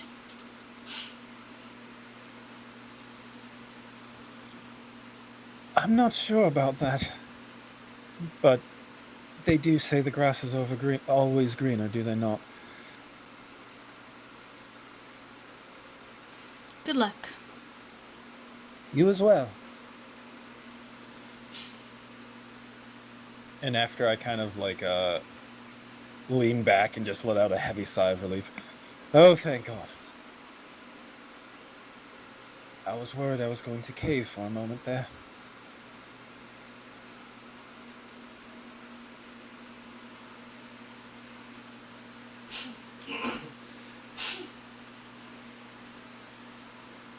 And then I will turn to the attendants and tailors I'm working with and double check the time and realize that, oh, it's probably time to get dressed and Yeah, get prepared the for this tailors meeting. have left, and now you're with two young women who are standing ready with your gown, with your tiara, with a beautiful, large, it's not a choker, but it's a very high necklace. So it sits like right on your at the base of your neck. Yeah. A pair of earrings. And a makeup kit. Not Okay. as intense as the one that the other makeup artist brought, but Excellent. So definitely choosing. I mentioned before. I really don't probably, want to have to call this early, but TeamSpeak is seriously fucking up. Let me try Oh. something.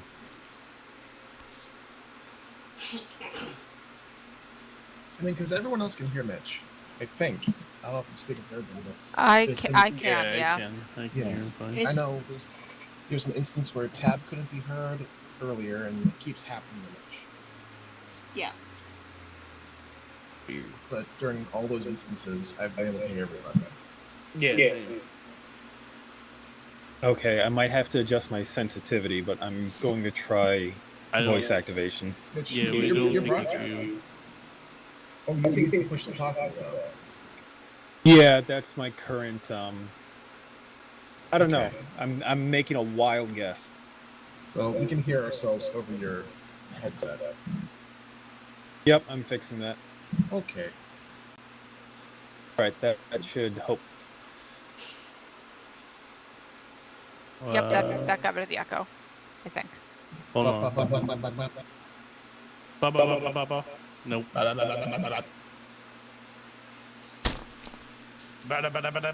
Oh, can't hear I'm myself sure now. the recording is loving this. I can't wait for Heather to go back and Yeah, I listen think to this so. one. I think the person can Heather hear Yeah, I can hear. now. Awesome. Yeah. It's whatever the problem is really intermittent. It's just every once in a while, like, I can't hear, like, I can see Mish lighting up, but I can't hear him. Damn, I think I even switched the output to my headset, and I think my mic is picking up pieces of my. That's weird. Right, but how do I sound now? Am I cutting in and out at all? No, like, you clip a little bit at the beginnings, but not enough to be a concern. Okay. Only need to make it to the end of this night anyway. Figure out what happens next time. Yep. I was saying so for the night, it's the red dress with the choker and not wearing any armor. My actual original spellcasting focus is revealed, which is just a little amulet of the Raven Queen that hangs from my neck. Mm-hmm. Usually I use my sword as a focus these days, but that's the necklace is exposed at least. Yeah. And with my armor set aside, I pack it all into my bag of holding, which is probably one of the few adornments I keep with myself, as I can't figure out a good rationale to leave it behind, knowing just what's inside of it. Okay. Give me a moment. I'm just going to look up the stats on Bag of Holding.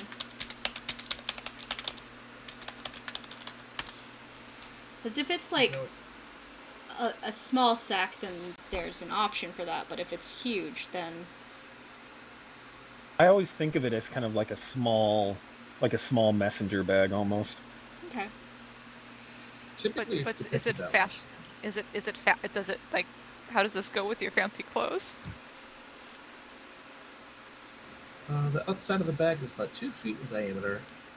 The mouth is 2 feet in diameter at the mouth and 4 feet deep. Oh, that's huge. Yeah. That's a potato sack.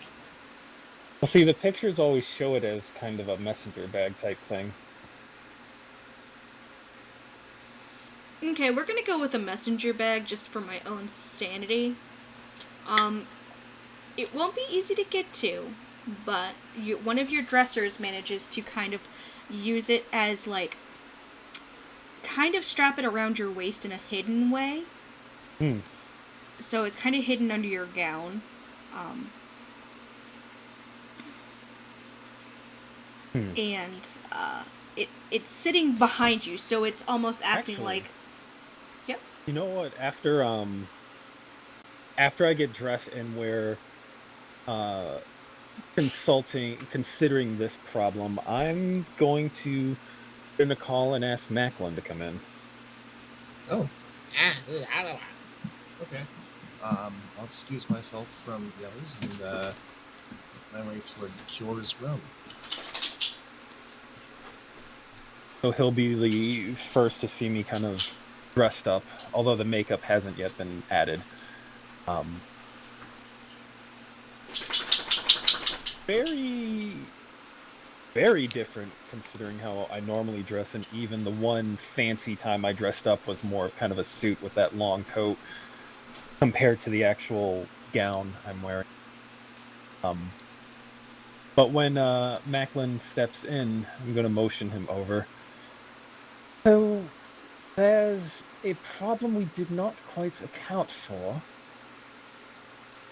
I need you to carry my bag for me. Carry your bag. Certainly. That is my duty as your cleric, secretary, whichever it is I'm doing. Yes, I shall carry your bags. I nod and pick up the bag of holding. And I kind of hesitate looking at it and then hold it out to Macklin. I have my armor in here as well. My mask, for the moment, is in there. Actually, the mask is... Since I still have the mantle forming kind of a cloak over my gown, is there a way I can secure my mask kind of at an angle on the mantle of the cloak to make it look almost like a fashion accessory? With assistance, it's very dramatic looking, but it can be done. Oh, I am totally leaning into dramatic looking, as I discussed with the makeup artist about like dark eyeshadow and some really kind of anachronistic look to give myself kind of a stark appearance. But yeah, all right, that works. And for now, I'm going to wear my sword at my hip in kind of a decorative way. But with the bag nearby, I can always just unclip the belt and put it in there. But very obvious between the black and the red dress and dark makeup that I'm going for a very kind of very dramatic, regal appearance.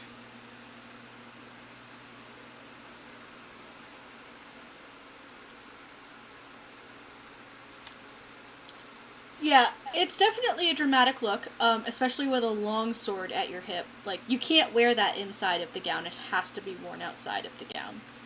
It just won't fit, 'cause it's a long sword. Exactly, but at least this way it looks very much like a fashion accessory Yeah. rather than an actual weapon I could use at a moment's notice. You definitely look terrifying.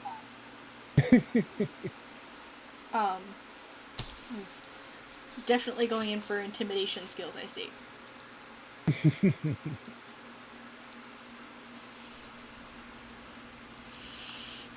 At least it'll make people notice and not dismiss me out of right off the bat.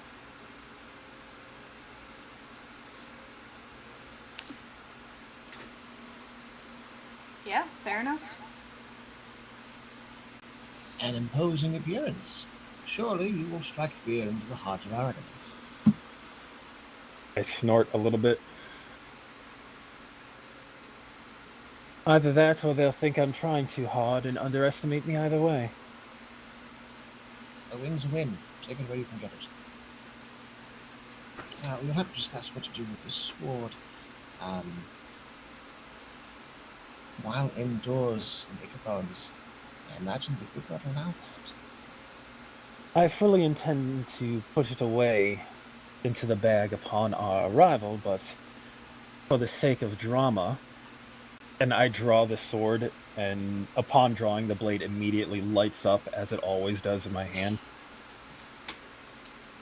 And I just give it a little flourish, and then resheath it. Okay. While traveling in the city, DM, did we see a lot of have we seen adventurers along our way who are armed within You've town? seen Or some. Like, it's not like a marked lack of people that are armed, but it looks like there might not be a huge number of adventurers here.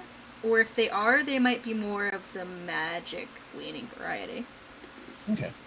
My second question to that is whether or not peace bonding would be a common practice here. Roll a history check. Sure. Let's see. It's 19. It's common enough, and you definitely knew it was a thing in Tal'Dorei. And you may have heard whispers that it was brought from Rexentrum as part of Salda's influence on the culture. Oh. Worst case scenario, you might be able to get away with having it peacebound. Someone with your physique, that you could probably break a bond if you needed to. And if they're willing to allow a bonded blade indoors, it might be your way in. Or you can hide in the back. There's a way that would allow me to carry it at my hip. I would greatly prefer that. I look about, and One of the dressers holds up a large, long stretch of ribbon in a beautiful silver color. ooh, that is too convenient. Excellent. I Yeah, I'll see about- I was warned, she says in Zemnian as she passes over the ribbon. Delightful. Yeah, I'll see about tying up a peace bind. Okay. Sleight of hand. Yes, please. Can he sleight of hand it so that I can just like tug on one end and the whole thing will unravel? You want me to fake a peace binding? No, I love it. That's a 35.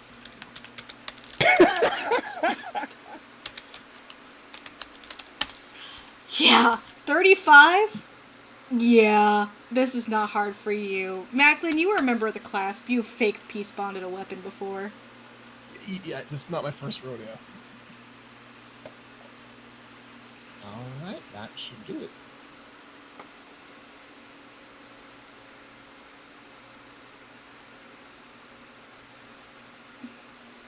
It looks so secure. But you know that a tug would have this thing falling apart. Are you sure you didn't tie it too tightly? Are you willing to test it? If I did test it, will you have to redo a sleight of hand roll? Yes? I'll take your word for it. I'm letting you carry my bag after all. I have to take your word.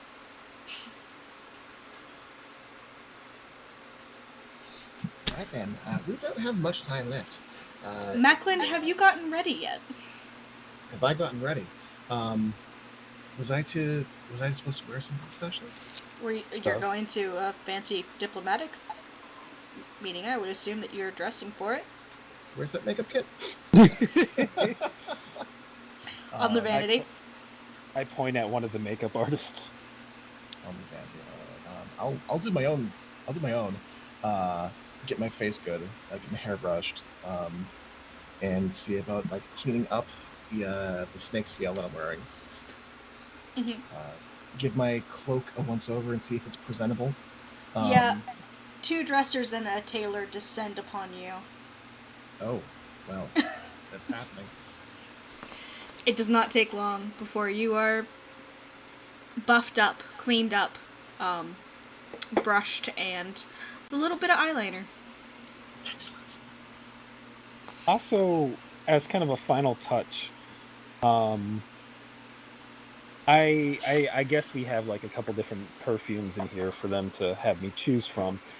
I ask in Zemnian if anyone's familiar with the funeral customs in the Empire and what scents are associated with funerals. Oh God.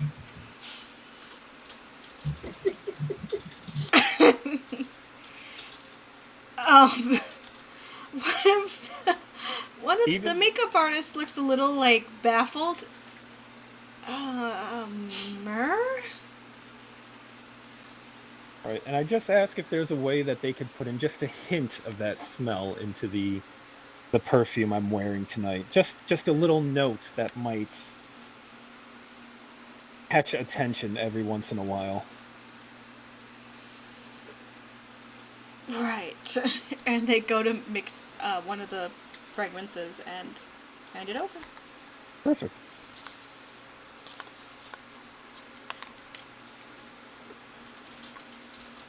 I am using fashion to become as unsettling as possible. You really are. Without pushing the bounds of beauty too far. That is a choice that you have made.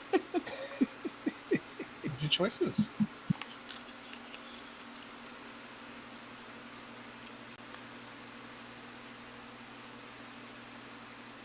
Have the others decided if they were going to investigate Ikathon's estate while we're at this meeting tonight? I believe Tab was still securing V's assistance in that.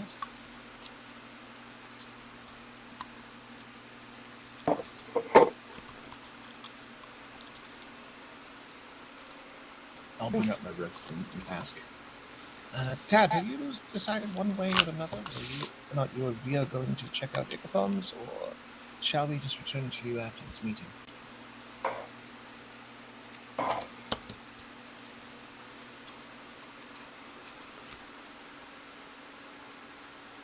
I think Tab is AFK. Oh, Tab's AFK.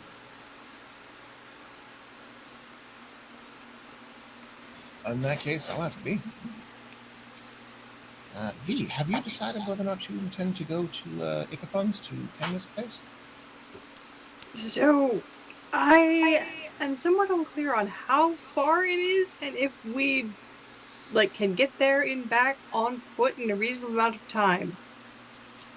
So it's about an hour out, so it'd be a 2-hour trek at the absolute minimum. It would put you out of range of us for quite some time. Somewhat more dangerous than we were planning for.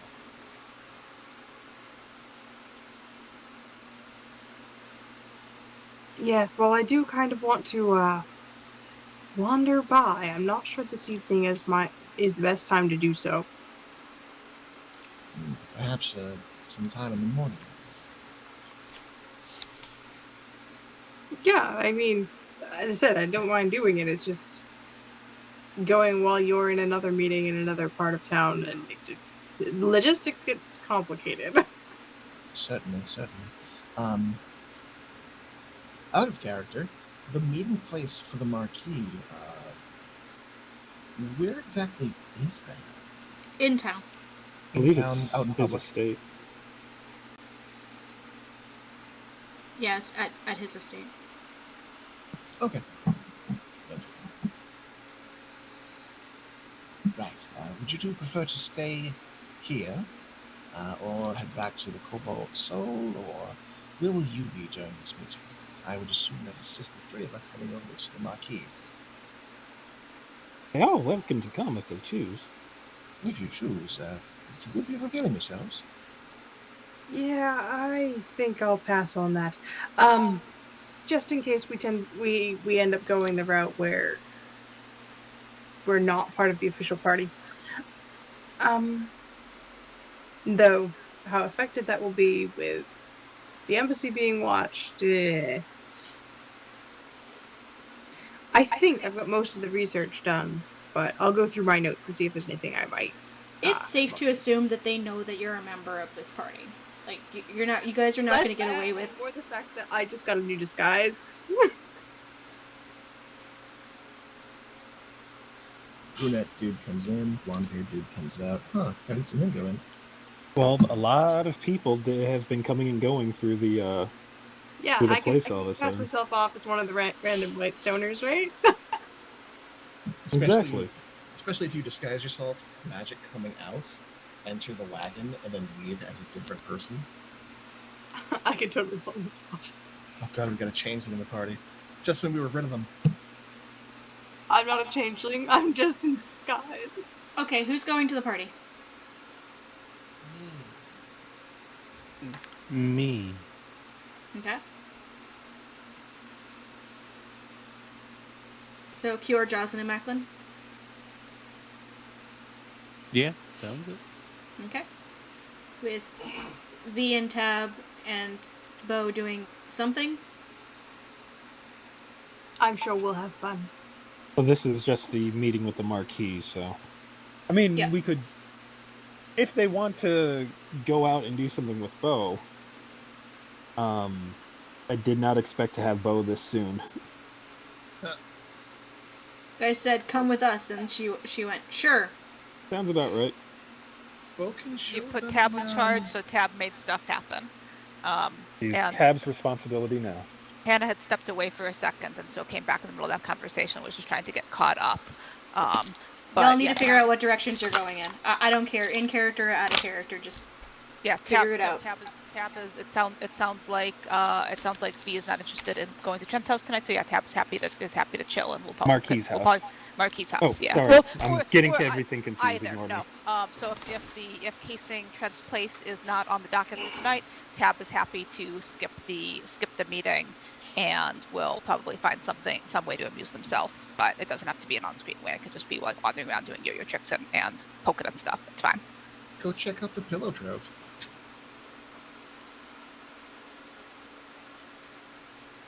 Is that the name of it?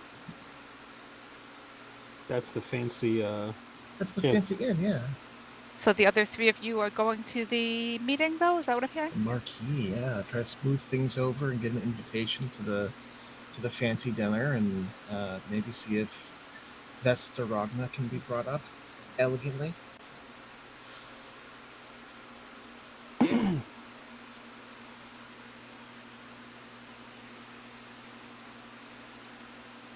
Okay.